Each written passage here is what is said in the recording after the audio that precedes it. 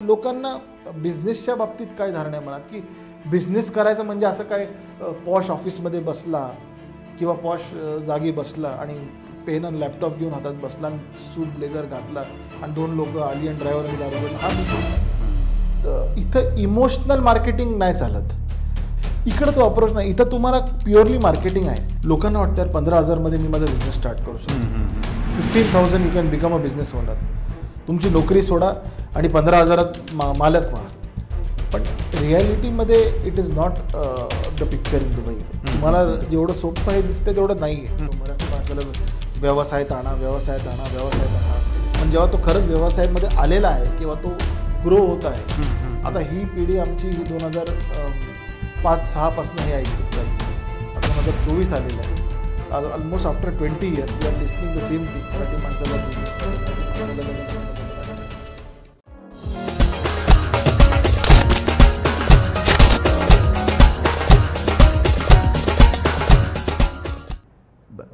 बरं, आता एक थोडंसं वेगळा तुला एक टॉपिक डिस्कस करतो आहे की आता हे वेगळ्या टाईपचे कंपनीज आहेत, वेगळ्या टाईपचे इंडस्ट्रीज आहेत आणि ट्रेडिंग वेगळं झालं, तुझं मॅन्युफॅक्चरिंग वेगळं झालं. तर असे काही झोन्स वगैरे आयडेंटिफाईड आहेत का? किंवा रजिस्ट्रेशन करायचं असेल तर कुठे रजिस्ट्रेशन करावं हे काही ब्रॉड गाईडलाईन्स किंवा आता काय तुम्ही म्हणतात ते फ्री झोन काय म्हणतात, काही मेनलँड वगैरे, तो सगळा काय प्रकार आहे ब्रॉडली जरा सांगू शकलास एक सगळ्यांपर्यंत, त्याला लोकांना एक मोर अंडरस्टँडिंगसाठी. दुबईमध्ये आपण बघायला गेलो तर दुबई किंवा UAE मोस्टली 3 झोन्स आहेत. आता झोन्स म्हणजे काय की त्यांनी काही ज्युरिस्डिक्शन केलेले आहेत. एकाला म्हणतात मेनलँड, एकाला म्हणतात फ्री झोन आणि एकाला म्हणतात ऑफशोर. आता मेनलँड म्हणजे काय आणि फ्री झोन म्हणजे काय? आता मेनलँड हा मेन दुबईचा भाग झाला. कुठलाही 90% जे ज्युरिस्डिक्शन आहेत ते मेनलँड अंडर येतात आणि ते 10 ते 15% जे अप्रॉक्स जे आहेत ते ऑफशोर आणि फ्री झोनमध्ये येतात.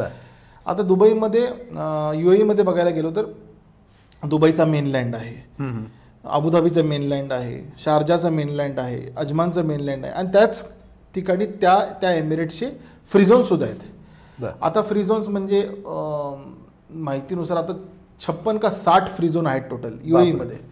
आता ह्याच्यातले 10 प्रमुख जर आपण बघायला गेलो तर जुने आणि प्रमुख म्हणत जबल अली फ्री झोन आहे, दुबई एअरपोर्ट फ्री झोन डावजा ज्याला म्हणतो तो आहे, Dubai design district free zone आहे, दुबई इंटरनेट सिटी हा एक फ्री झोन आहे. आता इफ्झा म्हणून आलेला आहे, दुबई सिलिकॉन ओएसिस मध्ये फ्री झोन आहे. इफ्झा दुबई साऊथमध्ये एक फ्री झोन आहे. ठीक आहे. असं मैदान म्हणून एक फ्री झोन आहे आणि नंतर बरेच असे प्रमुख फ्री झोन आहेत. शारजामध्ये बघायला गेलं तर शारजा मीडिया सिटी आहे, मग शारजा प्रोडक्शन सिटी आहे आणि मग शारजा एअरपोर्ट फ्री झोन आहे आणि असे बरेच फ्री झोन आहेत. अजमानमध्ये आहेत, रासल खैमामध्ये आहेत, राकीज म्हणून रासल खैमामध्ये आहे, अजमानमध्ये अजमान पोर्ट फ्री झोन आहे. असे वेगवेगळे फ्री झोन आहेत. आता फ्री झोन्स म्हणजे काय की दुबईने अशी एक सेमी गव्हर्नमेंट ऑथॉरिटी तयार केलेली आहे की जी स्वतःचं एक ज्युरिस्डिक्शन लावून त्यांची स्वतःची लायसन्सिंग ऑथॉरिटी असेल की आणि त्यात काही ना काहीतरी त्यांचे स्पेसिफिक लायसन्सिंग फीज असतील किंवा सपोज आता दुबई डिझाईन डिस्ट्रिक्ट बघायला गेलो सपोज तर हे मोस्टली काही म्हणजे आर्टिस्टिक आणि जे कल्चरल लायसन्सेस आहेत ते जास्ती त्याच्यात आहेत. जसं काय कुठले फूड डिझाईन आहे, क्लोथ डिझाईन आहे, टेक्स्टाईल डिझायनिंग आहे. असे जे डिझायनिंगचे जे बिझनेसेस आहेत ते मोस्टली दुबई डिझाईन डिस्ट्रिक्टमध्ये. आता इंटरनेट सिटीमध्ये बघायला गेलो तर वोडाफोन, एअरटेल, आपलं TCS हे सगळं तुम्हाला दुबई डिझाईन डिस्ट्रिक्टमध्ये दुबई इंटरनेट सिटीमध्ये तुम्हाला मिळेल. या कंपन्या ऑलरेडी मोठ्या मोठ्या कंपनी एस्टॅब्लिश आहेत. हो. IT कन्सल्टन्सी जेवढे आहेत किंवा IT कंपनी ज्या सॉफ्टवेअर कंपनीज आहेत ते इंटरनेट सिटी आणि दुबई सिलिकॉन ओएसिस, हुआवी आहे आणि अशा वेगळ्या वेगळ्या कंपनीज ज्या आहेत त्या इंटरनेट सिटी आणि ह्याच्यात मिळतील तुम्हाला. कार्स युज्ड कार सेलसाठी एक फ्री झोन तयार केलेला आहे दुबईनी रासोलखोरमध्ये. तोही युज्ड कार सेलसाठी स्पेशल फ्री झोन बनवलेला आहे. युज्ड कारमध्येच जाईल. आता अजून बघायला गेलो तर दुबई एअरपोर्ट फ्री झोन आणि जाफजाबद्दल आपण आधी जबल अली फ्री झोन बद्दल आपण आधीच बोललेलो आहोत. असं करून हे फ्री झोन्सच्या वेगळ्या वेगळ्या ठिकाण. आणि मेनलँड म्हणजे काय की दुबई मेनलँड म्हणजे आता आपण आहोत आता सध्या ज्या एरियामध्ये तो दुबई मेनलँड आहे. ठीक आहे. आता दुबई मेनलँडमध्ये दुबई जी DET असती, Dubai economy and tourism, he licensing authority असते. आता जाफजाला गेलो, जबल अली फ्री झोनला, तर जबल अली फ्री झोनची लायसन्सिंग ऑथॉरिटी असेल. आणि दुबई एअरपोर्ट फ्री झोनला गेलो तर दाफजाची लायसन्सिंग ऑथॉरिटी असेल. आणि त्या फ्री झोनच्या स्पेसिफिक काही मॉडेल्स प्रमाणे ते फ्री झोन बनवले, ज्या DIFC ज्याला म्हणतो आपण, दुबई इंटरनॅशनल फायनान्शियल सेंटर, ते मोस्टली फायनान्सिंग कंपनीज ज्या आहेत, एक्सटर्नल बँक्स आहेत, ते सगळ्या त्या तुम्हाला DIFC मध्ये सापडतील. जेवढे पण फायनान्सिंग इन्स्टिट्यूशन आहेत, सपोज ICICI बँक आहे, ते तुम्हाला DIFC मध्ये त्यांचं एक ऑफिस दिसेल. त्यांचं एक ज्याला आपण कॉर्पोरेट ऑफिस तुम्हाला तिथे दिसेल. आता जर कुठल्याही इंडियन कंपनीचा दुबईमध्ये प्रोजेक्ट चालू असेल, ठीक आहे, कुठल्याही कामाचं, तर त्यांना ती फंडिंग ICICI इंडियापासून पाहिजे असेल, तर ICICI इंडिया दुबईमधल्या या कॉर्पोरेट ऑफिसमधनं ते पैसे त्यांना इथून पुरवेल त्या कामासाठी. तर त्यांना एक्सटर्नल लोकल बँक्समध्ये काही टायअप करायची गरज नाही. आता this is how various free zones work. It's a vast industry. आणि मेनलँड असंच आहे. आणि ऑफशोर एक आहे. ऑफशोर म्हणजे मोस्टली होल्डिंग कंपनी बनवण्यासाठी लोक ऑफशोर कंपनी तयार करतात. म्हणजे तुमची एक कंपनी ऑफशोरमध्ये असेल, तिच्यावर दुबईचा UAEचं काही ज्युरिस्डिक्शन नाही लागत, तिचं ऑफशोरचं एक वेगळं ऑथॉरिटी असतं. आणि ती ऑफशोर कंपनी अख्ख्या जगात तुम्हाला जिथेही ब्रांचेस टाकायचे, ती holding company, it will be the parent company or the main owner in the other businesses all around the world. त्यासाठी आपण होल्डिंग कंपनी मोस्टली जे असतात ते आपण ऑफशोरमध्ये टाकतो. मेनलँडमध्ये बाकी सगळे बिझनेस चालू आहेत. आता रेस्टॉरंट मेनलँडमध्ये चालू आहेत, किंवा गोल्ड सूक चालू आहे, किंवा बाकी रिटेल बिझनेस, टायर शॉप म्हणा, गॅरेजेस म्हणा, फॅक्टरीज म्हणा, हे मेनलँडमध्ये आहेतच आहेत. तर असं वेगळे ज्युरिस्डिक्शन आहेत फ्री झोन आणि मेनलँडचे. त्याप्रमाणे आता अजून एक फ्री झोनचा ट्रेंड काय आलेला आहे दुबईमध्ये, की एक स्वस्त लायसन्स म्हणून एक गोष्ट आलेली, की तुम्ही 15,000 तुम्हाला एक लायसन्स आणि विजा भेटेल. स्वयंसो फ्री झोनचं दिरम्समध्ये 15,000 रुपीज, साधारण हे झाले 3-3.5 लाखाच्या घरात. तर तुम्हाला एवढ्यात एक लायसन्स आणि एक विजा भेटेल अशी एक स्कीम चालू आहे मार्केटमध्ये.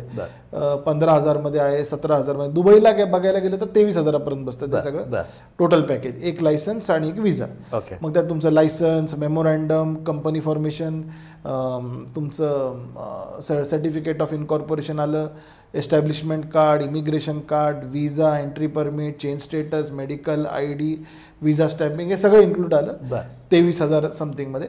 आणि तेच जर तुम्ही रासेल खैमा फ्री झोनमध्ये बघाल तर हे सगळं इन्क्लूड काहीतरी 15,000च्या अप्रॉक्समध्ये सगळं काय इन्क्लुडेड आहे. आता पण लोक झालं काय, की आता लोक कंटिन्युअस त्या फ्री झोनची ॲड बघून त्याच्या मागं पळत आहेत. म्हणजे काय, की लोकांना वाटतं 15,000 मध्ये मी माझा बिझनेस स्टार्ट करू शकतो.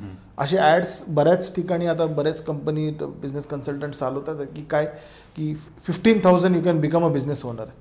तुमची नोकरी सोडा आणि 15,000 मालक व्हा.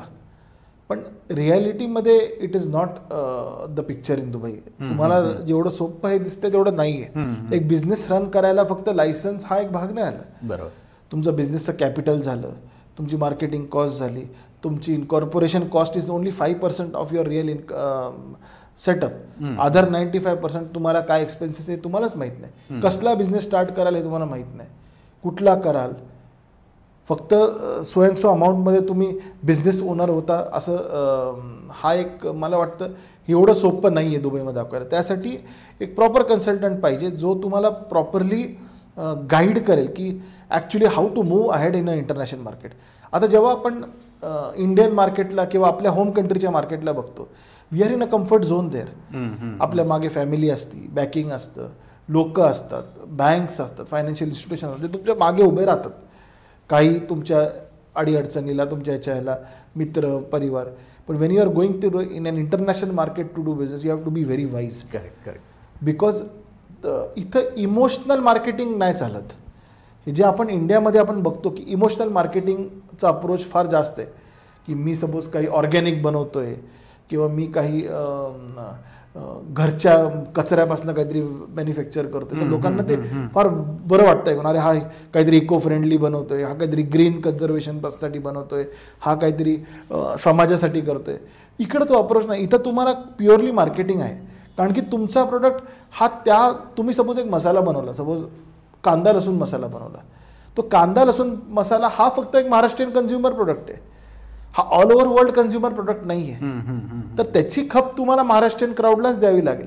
तर will it work in the same way in Dubai? You have to calculate that. Correct. Are you targeting your real audience in that? तुम्हाला ज्याला तो मसाला विकायचा आहे तो तुमच्यापर्यंत पोहोचतोय का?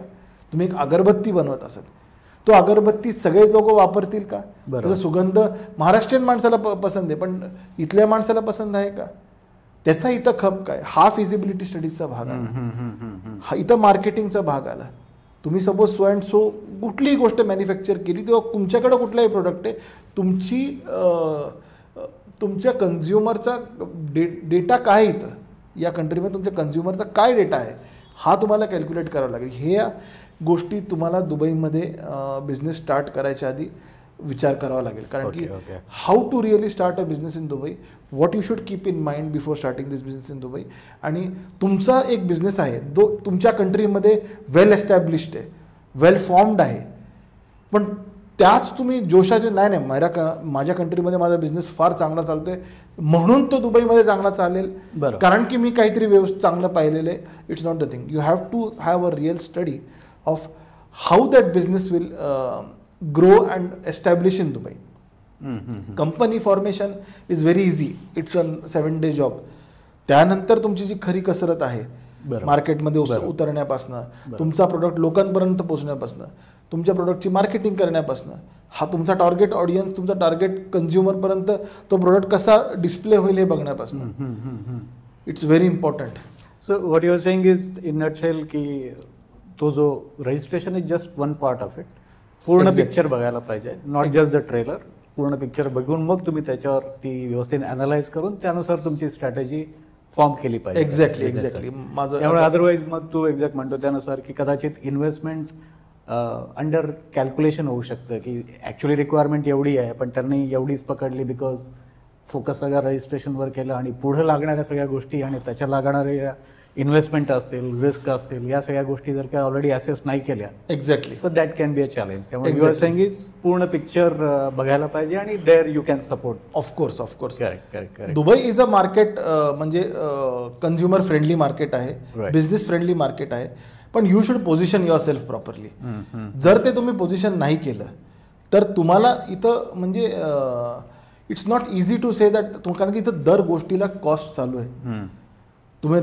तुमची घडी टिकते तर तुमचा कॉस्ट चालू आहे इकडे. बरोबर. You are paying for water, you are paying for electricity, you are paying for your rent, you are paying for your every small expense you are paying in Dubai right now. Right. Even if you are sitting in a mall, you are paying for Wi-Fi, you are paying for your mobile bills, everything. तुम्हाला त्याचं continuous cost हा तुमचा चालू आहे. You have to calculate the cost आणि तुम्हाला तुमचा business त्याच्यासमोर किती होऊ शकतो हे तुम्हाला कॅल्क्युलेट करायचं आहे. If you because you are in a international ground नाव, तुम्ही लोकांच्या खांद्यावर नाही जगू शकत का, तुम्हाला लोकांच्या सपोर्टवर नाही जाऊ शकत. तुम्हाला बिझनेस करायचा आहे आणि तुम्हाला फिअरलेस राहून आणि फिअर्स राहून आणि श्रूड राहून तुम्हाला बिझनेस करायचा आहे. तेव्हा तुम्ही त्या लेवलला ग्रो व्हाल आणि तुम्ही स्वतःला एस्टॅब्लिश कराल. It's not an easy journey but it's not even difficult.